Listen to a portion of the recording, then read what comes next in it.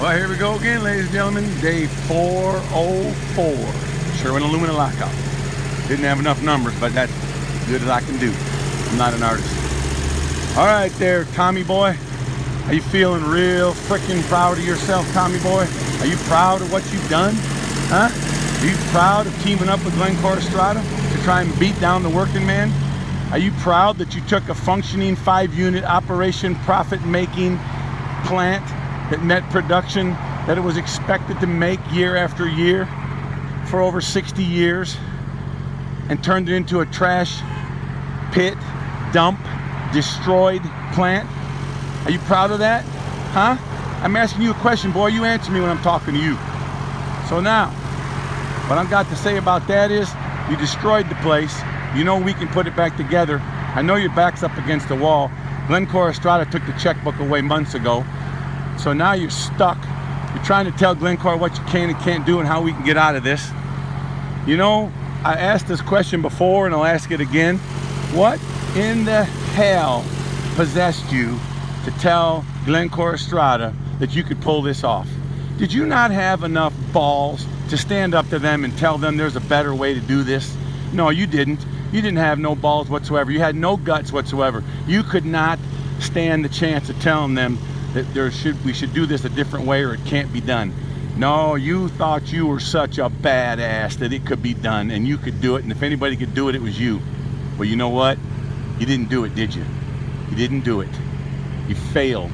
You're a complete freaking failure.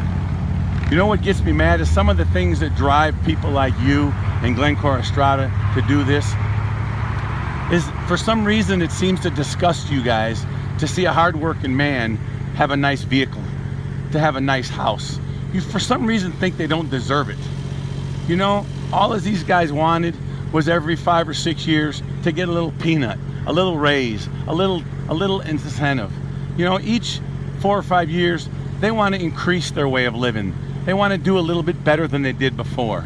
You know, the American dream is to make a little bit more, and by the time you retire, you got a little something decent going for yourself.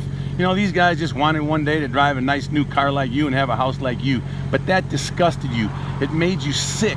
You couldn't stand the thought of these guys driving brand new vehicles out there and parking them in the lot. It burned your ass. And that's what's wrong with America.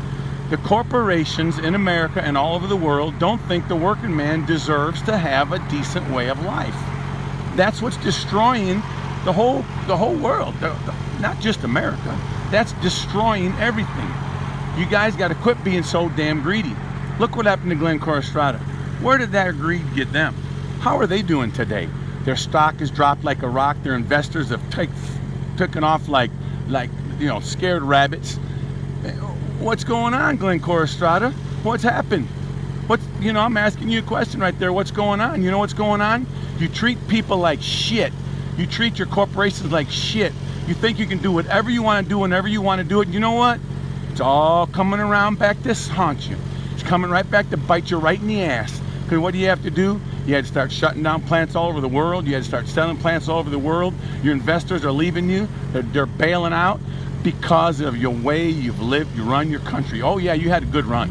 You had a good run and you made a lot of money, and you still probably multi-trillionaires. I know you all got the bucks. But you know what?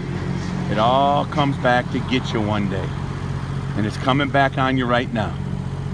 Your stock has dropped like a rock. Your investors are bailing on you. And that's what you get.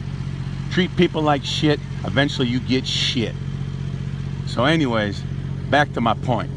Whenever you're ready to have us come back in there and put that plant back together, get you back up to 5 units, where you can make some money, you know where we're at.